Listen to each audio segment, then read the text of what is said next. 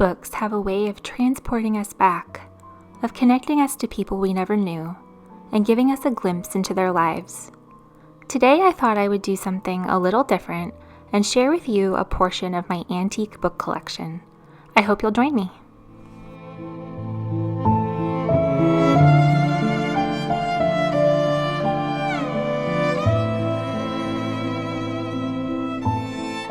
This French book on the Parthenon is one of my favorites. It has the most beautiful binding, and even though I don't speak French, I love looking at all the amazing photography inside. This was published in 1913, and it is just beautifully put together.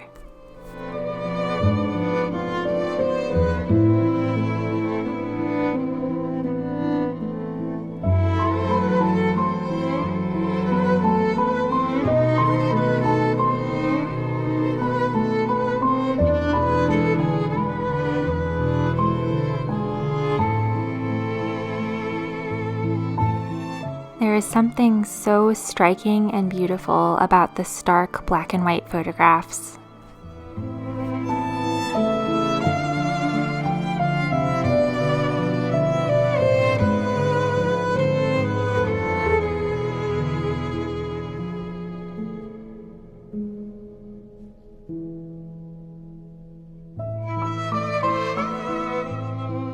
This book on Europe is an interesting one. I always love seeing the previous owner's book plates inside of the cover. It was published in 1935, so technically it's vintage, not yet 100 years old to be antique. But it has all sorts of maps and diagrams inside, everything from summer and winter pressure and winds, to the spread of the Gaelic language, mortality rates, all sorts of different statistics pertaining to different regions in Europe.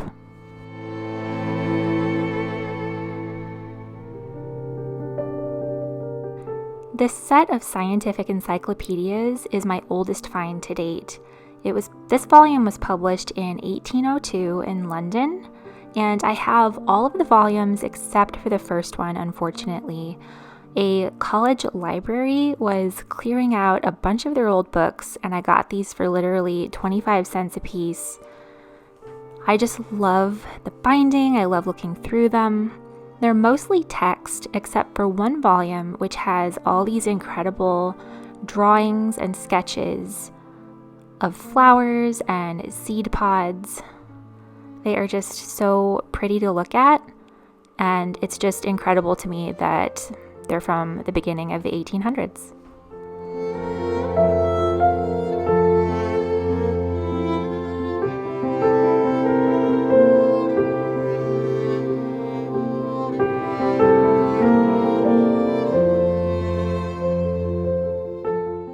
There's nothing terribly unusual about this dictionary from 1925, except that it has these beautiful drawings in the very front. I'm not sure why they chose insects as the only artwork in the dictionary, but I'm so glad they did.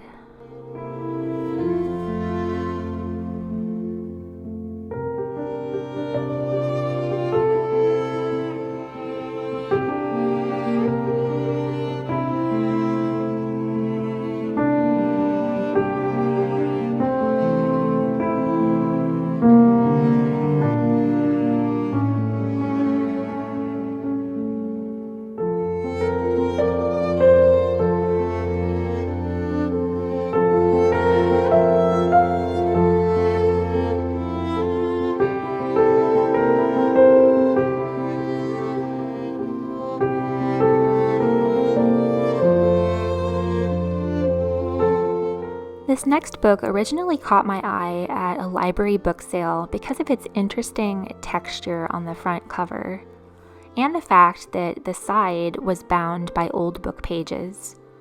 Unfortunately, it's cracked in half, but overall it's still fairly well preserved. It was published in 1856, and it tells the story of the life of Mary Jemison as told to the American minister James Seaver. Mary Jemison was captured and adopted by a Seneca family as a young girl and grew up in their culture. The original volume was published in 1824, and like I said, this one is from 1856, just 23 years after Mary died.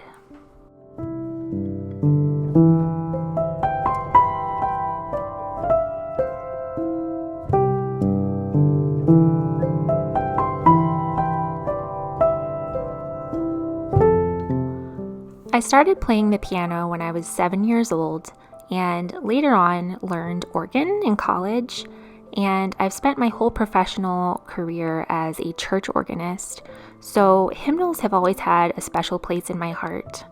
I've been collecting hymnals since I was in high school. I love looking at how hymnals have changed over the years, how the texts of old familiar hymns have changed, and just the beautiful way that these books were put together.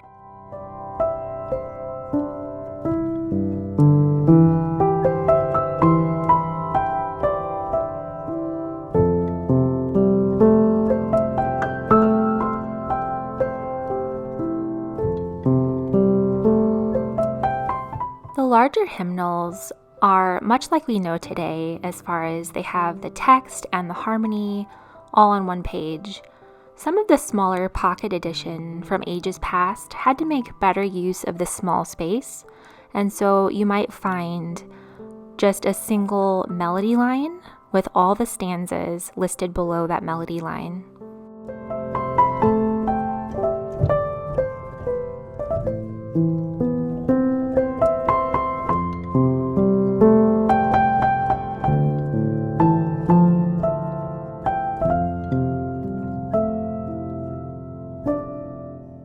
In many older pocket editions, the music was not even printed.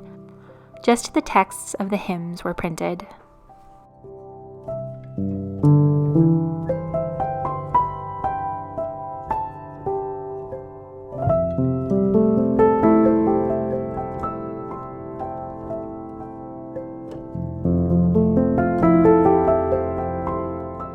Vintage and antique books can connect us so personally to the individuals who used to own them.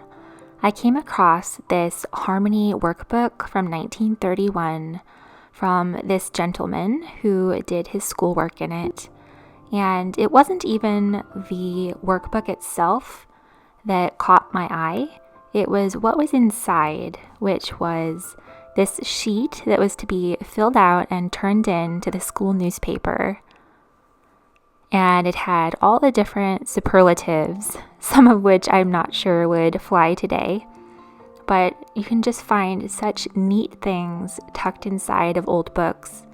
I've found many different papers, postcards, locks of hair, so many different items. And it's really such a special connection to the past. I absolutely adore the sweet illustrations found all throughout this caroling book from the 1930s.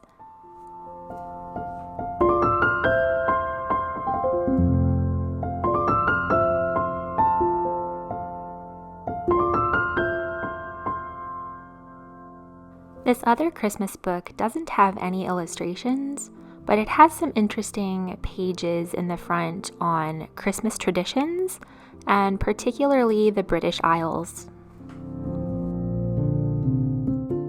This little book right here is such a gem.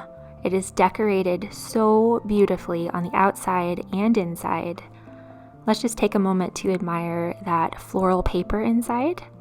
It is a German devotional book, and it has a different little Bible verse and verse of a hymn or a poem for each day of the year. And scattered all throughout the book, it has these beautiful illustrations with a psalm on each page.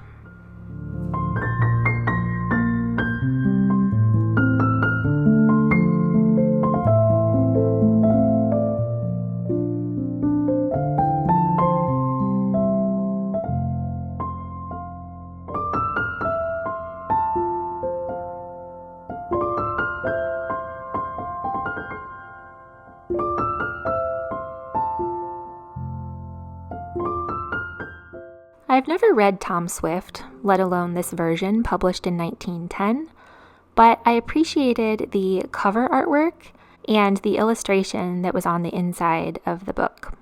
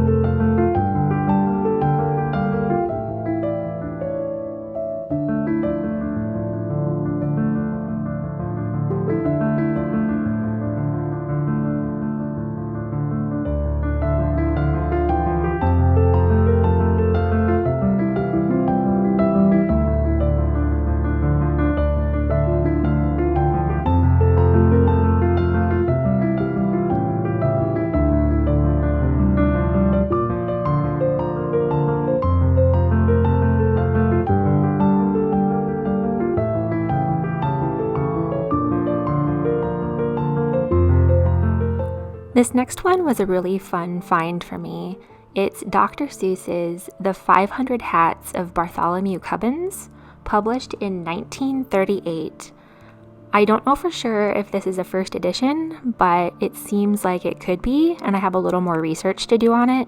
But it has such fun illustrations all throughout, and I love the fact that this used to be in a school library, so I'm sure it was well loved by many children over the years.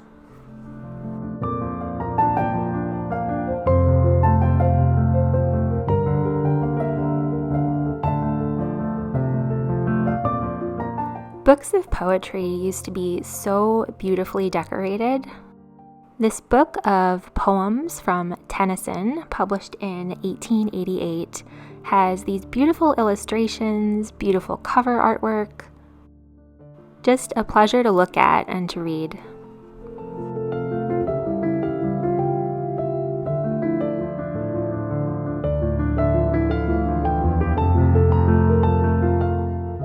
Another book with Tennyson poems. How beautiful is this cover art with the gold gilding and the beautiful illustrations inside.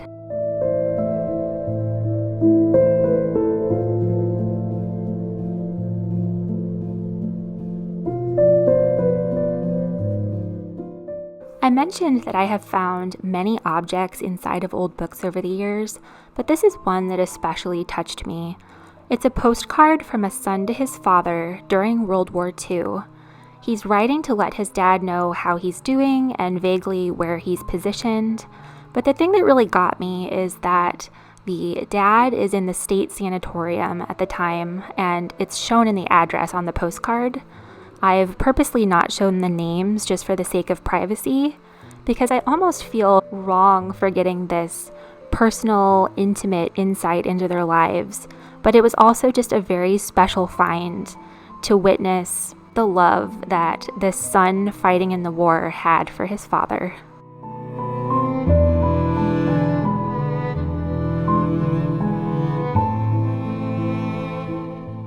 Thank you so much for joining me today. I hope this was interesting to you. If you would like to see more books out of my collection sometime, please let me know below. If you would like more cottage living, be sure to subscribe, and I will see you next time. Thanks for watching.